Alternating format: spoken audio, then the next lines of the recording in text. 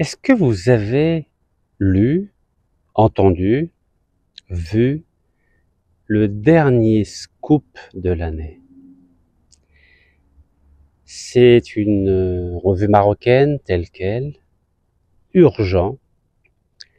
Le roi invite les Marocains à s'abstenir d'accomplir le sacrifice de l'Aïd. Vous savez que le sacrifice de l'Aïd est un rappel spirituel du sacrifice qu'avait fait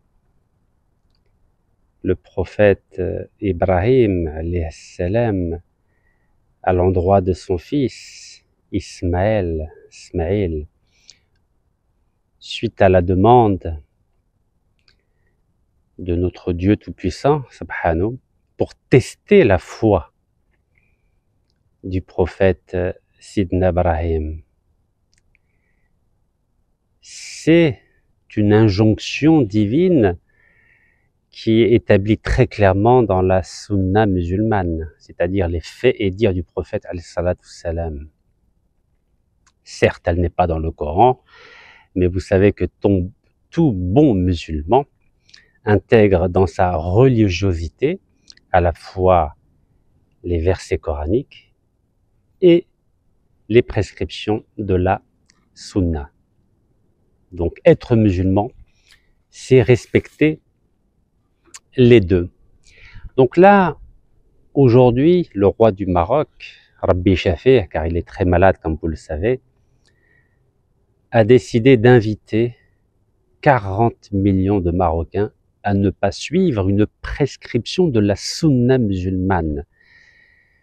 Alors si le Maroc était dans une pauvreté absolue, comme par exemple en ce moment la Somalie, si le Maroc n'avait pas de quoi manger, de quoi boire, de quoi se vêtir, bien sûr, on comprendrait. C'est tout à fait normal. Vous savez que la religion musulmane est une religion très raisonnable. Elle n'est pas extrémiste, ni dilettante. Elle est juste, le juste milieu.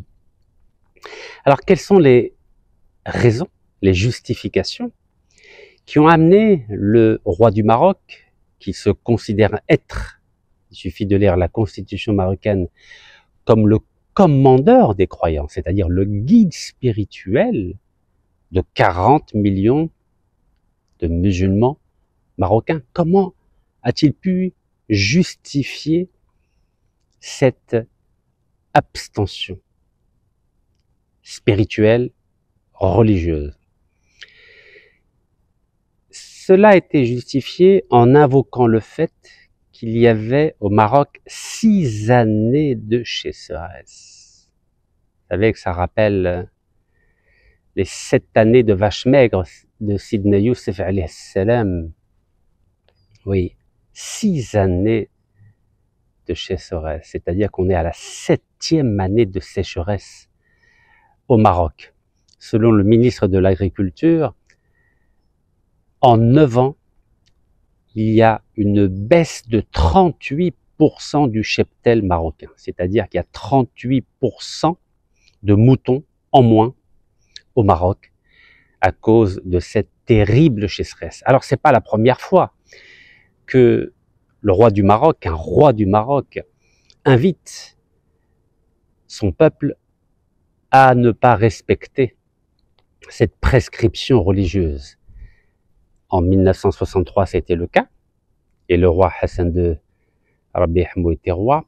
En 1980 aussi, en 1996 aussi, donc ça sera la 4e fois en 2025 qu'un roi du Maroc invite le peuple musulman marocain à ne pas respecter cette prescription. Alors, en 1963, en effet, la situation économique au Maroc était catastrophique. En Algérie aussi, je vais y revenir. En 81 aussi, il y a eu une inflation galopante et la situation sociale et économique était terrible. 96 aussi, avec une sécheresse terrible en 1995 au Maroc.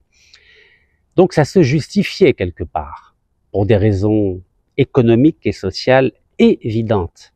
Mais vous savez que le Maroc de 2025 n'est pas le Maroc de 1963 ou de 81 ou de 96. C'est un pays qui compte 17 millions de tourisme. C'est un pays qui a développé une industrie, des ports extraordinaires, notamment le port de Tanger. J'ai eu l'occasion de faire une vidéo il y a quelques années.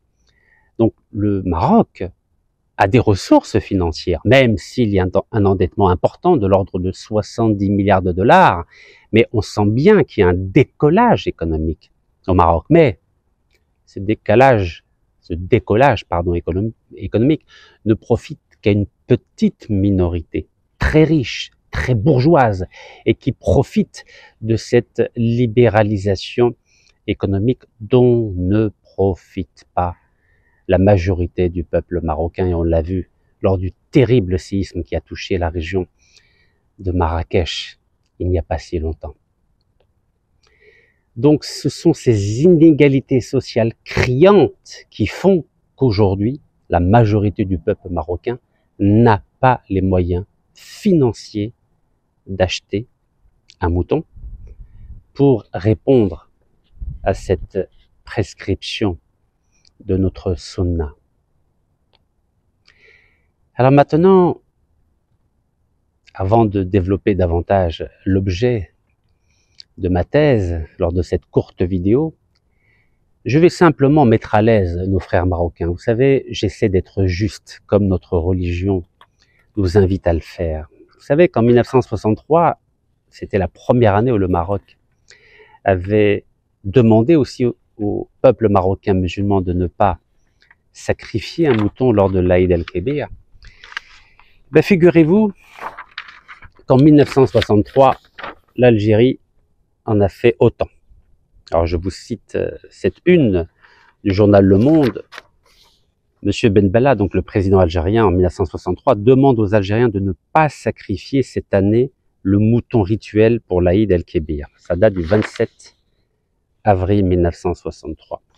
Donc, la même année 1963, le Maroc et l'Algérie ont demandé à leurs peuples respectifs de ne pas sacrifier donc un mouton pour l'Aïd el-Kébir. Mais comment le président algérien avait justifié, à l'époque c'était le chef de gouvernement, avait justifié cette invitation à ne pas sacrifier un mouton? Le président algérien avait dit,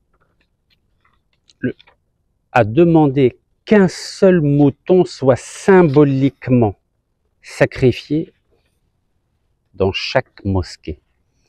Donc en effet, la situation économique et sociale était catastrophique en Algérie après le départ des 800 000 Français qui avaient pris toutes leurs réserves financières avec eux. Donc nous n'avions rien dans les caisses de l'État. Et le peuple algérien était extrêmement pauvre, car comme vous le savez, les Français non seulement maîtrisaient et contrôlaient toutes les usines du pays, mais possédaient toutes les terres du pays.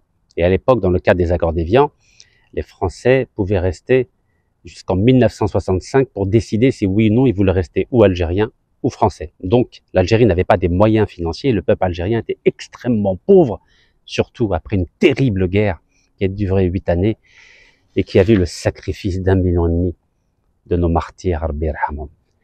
Donc le président Ben Bella était intelligent. Il n'a pas dit au peuple algérien, comme on dit de façon générale, il n'y aura pas de sacrifice de mouton. Non. Il a dit, il faut quand même respecter cette prescription de la sunna musulmane, mais au lieu que ça se fasse dans chaque famille qui n'ont pas les moyens d'acheter un mouton, ça va se faire dans chaque mosquée du pays. C'était très intelligent. D'ailleurs, j'invite le roi du Maroc, au lieu de fêter tout seul l'Aïd el-Kébir, et vous savez qu'il a les moyens, c'est la plus grande fortune du pays. Donc au lieu de dire au peuple marocain, ne fêtez pas l'Aïd el-Kébir, il y a 51 000 mosquées au Maroc, Allah Ibarak. Je pense que roi du Maroc, première fortune du Maroc, peut offrir 51 000 moutons à ces 51 000 mosquées du pays pour fêter cette fête religieuse extrêmement importante, c'est la plus importante de l'islam lors de l'Aïd el-Kébir, Inch'Allah. Et en plus de ça, Masha'Allah, il y a une très forte communauté diaspora marocaine à l'étranger qui peut participer à cet effort. Alors, c'est simplement évidemment un conseil fraternel. Vous savez que j'ai toujours milité pour la fraternité entre les peuples marocains et algériens, quand bien même nos États respectifs sont en guerre diplomatique. Alors, revenons maintenant à ce qui fâche. Je reprends toujours un article du magazine Sérieux, marocain tel quel, qui date de 2022, septembre 2022. Regardez cette... Parce que le problème, il vient de là. Sahara. Désormais, c'est avec nous ou contre nous. Voilà comment le roi du Maroc définissait sa philosophie diplomatique. Cette philosophie diplomatique, c'est pas lui qui l'a initiée, c'est son défunt père, Feu Hassan Thani Rabbi Rahman. Depuis la marche verte de novembre 1975, le roi du Maroc a fait de la question du Sahara une question essentielle, primordiale, capitale, avant même la religion musulmane. Est-ce que vous imaginez? Le roi du Maroc a fait de la question du Sahara une cause sacrée supérieure à l'Aïd el-Kébir. Est-ce que vous imaginez l'importance que le royaume du Maroc, pas le peuple, je dis bien le royaume du Maroc, accorde à la question du Sahara? Elle est plus sacrée que la religion musulmane. Et dans le cadre de cette sacralité de la question du Sahara occidental, évidemment, le roi du Maroc a défini un budget militaire colossal. Vous savez que l'Algérie et le Maroc combinés dépensent chaque année 28,5 milliards de dollars en armement à cause de la question du Sahara. Alors pour le Maroc, c'est le Sahara, et pour l'Algérie, c'est la préservation et la sécurité de toutes les frontières. Vous savez qu'on a de nombreux voisins turbulents ou en difficulté. Tunisie, Libye, Niger, Mali, Mauritanie, Sahara occidental et Maroc. Donc il faut un budget, évidemment. Mais l'Algérie, grâce à Dieu, alhamdoulilah, elle a des ressources extrêmement importantes en gaz et en pétrole qui permettent à notre État de financer cet effort militaire colossal tout en permettant peu ou prou au peuple algérien de fêter, en tout cas au maximum possible, l'Aïd el-Kébir dans des conditions humaines et spirituelles acceptables. Alors ces chiffres-là, bien sûr, ne viennent pas de moi, ils viennent d'un institut suédois qui s'appelle le Stockholm International Peace Research Institute, le SIPRI. Donc le SIPRI, c'est les derniers chiffres que vous pouvez évidemment vérifier par vous-même. Voilà, le SIPRI, Stockholm Institute. Voilà, c'est un institut extrêmement sérieux qui, chaque année, analyse le budget militaire de chaque pays dans le monde entier. Alors, pour revenir au roi du Maroc, qui a dit que désormais c'est avec nous ou contre nous. Avec nous ou contre nous, c'est bien sûr la question du Sahara dont je vous présente ici une carte. Donc le roi du Maroc, qui en 2025 ne peut pas se permettre d'offrir à son peuple 5,5 millions de moutons qui font en moyenne de 150 à 350 euros. J'ai lu certains articles qui parlaient de 400 euros. Mais qui dépensent 15 milliards de dollars en budget militaire pour le Sahara occidental, c'est-à-dire, c'est une terre. Et vous savez que dans la religion musulmane, on dit que Ard Allah, c'est la terre qui appartient à Dieu. Elle n'appartient ni à l'Algérie, ni au Maroc, ni à la France, ni aux États-Unis, ni à la Chine, ni au Botswana, ni à l'Argentine, ni à la Mongolie. Toutes les terres sur lesquelles nous vivons appartiennent à Dieu. Donc quand vous voyez que le roi du Maroc, la plus grande fortune du Maroc, investit 15 milliards de dollars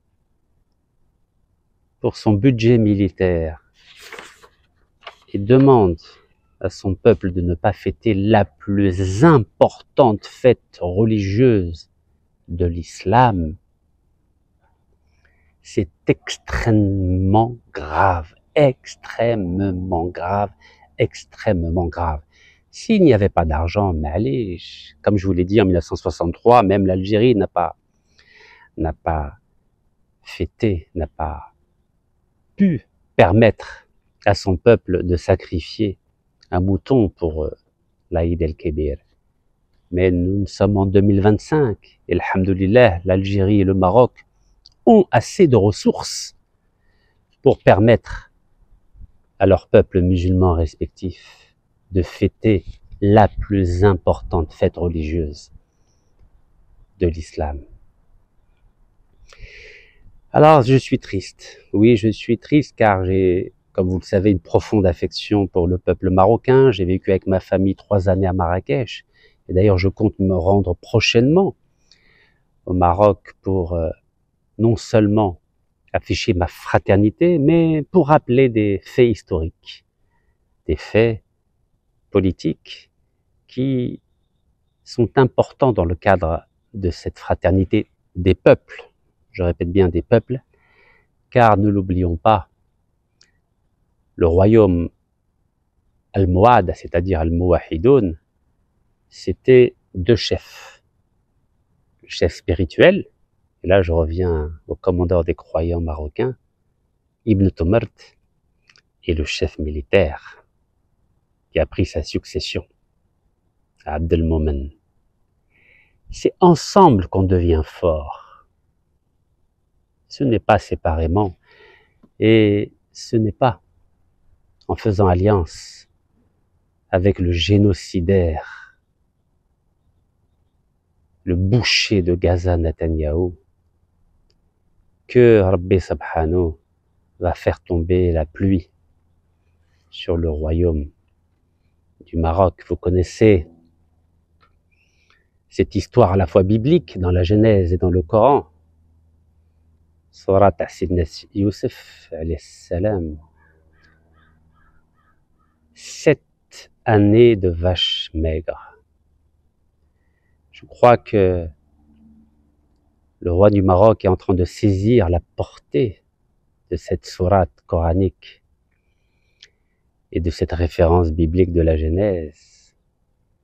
7 années de vaches maigres. Nous sommes à la 7e année de sécheresse au Maroc, et vous savez que quand on s'allie à celui qui a sur la conscience 50 000 morts palestiniens à Gaza, sans compter les malades, les bébés qui sont morts de faim, les blessés qui sont morts de leurs blessures. Au total, selon le New York Times, 190 000 Palestiniens sont morts à Gaza.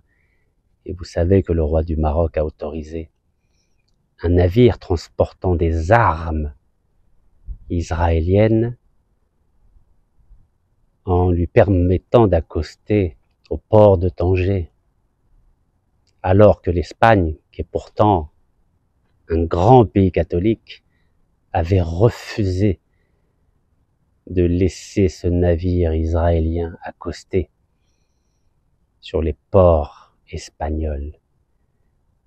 Oui, je crois que le roi du Maroc, et notamment son ministre des Affaires étrangères, l'arrogant Monsieur Bourita, qui est tellement fier de s'allier avec le génocidaire Netanyahou, sont en train de payer le prix de cette alliance avec le diable, avec ces 7 années de sécheresse qui empêchent le peuple marocain musulman de respecter cette prescription de la sunna, de fêter l'Aïd el-Kabir avec le sacrifice rituel du mouton. Oui, le commandeur des croyants, le roi Mohammed VI, a oublié que la priorité des priorités lorsqu'on est commandeur de croyants, c'est d'abord de respecter ce qu'indique le Coran al-Karim ou la Sunna. Ce n'est pas d'investir 15 milliards de dollars pour une terre qui n'appartient qu'à Dieu et qu'à Dieu seul, subhanahu. Et ce n'est pas en s'alliant avec le génocidaire Netanyahou que la pluie va tomber sur le royaume chérifien. Vous savez, l'histoire, elle est impitoyable avec celles et ceux qui oublient la religion pour embrasser des intérêts bassement matériels ou bassement spirituels. Alors, je donne un petit conseil d'un frère algérien, roi du Maroc. Au lieu de fêter tout seul l'Aïd el-Kabir, je vous invite à faire ce qu'a fait un de vos frères marocains, le président algérien Ben Bella. Vous savez qu'il est originaire de la région de Marrakech. Lui au moins, il avait l'intelligence d'esprit que même quand on n'a pas assez d'argent pour permettre à tout un peuple de fêter l'Aïd en famille, au moins vous pouvez offrir un mouton à chacune des 51 000 mosquées du royaume. Et si vous n'avez pas assez d'argent, je crois que les citoyens algériens qui sont vos voisins pourront aider leurs citoyens marocains. En tout cas, à mon niveau qui est le mien, je ferai mon devoir de musulman. J'aiderai une famille marocaine à fêter l'Aïd el-Kabir en offrant un mouton, chose que le roi du Maroc ne semble pas vouloir faire. Vous savez, je suis modeste, je pourrais faire mieux, mais vous savez que la France m'a pris tous mes biens, bloqué tous mes comptes. Cette France qui a reconnu la marocanité du Sahara occidental. Mais j'ai encore mes frères et mes sœurs et ensemble, nous allons offrir un mouton à une famille marocaine, Inch'Allah. Barakallahu fikum. Tahiyya al-Jazair. Allah yarham al-shuhada. تحيا الأخوة بين الشعب الجزائري والشعب المغربي. بارك الله فيكم والسلام عليكم والصحة رمضانكم إن شاء الله.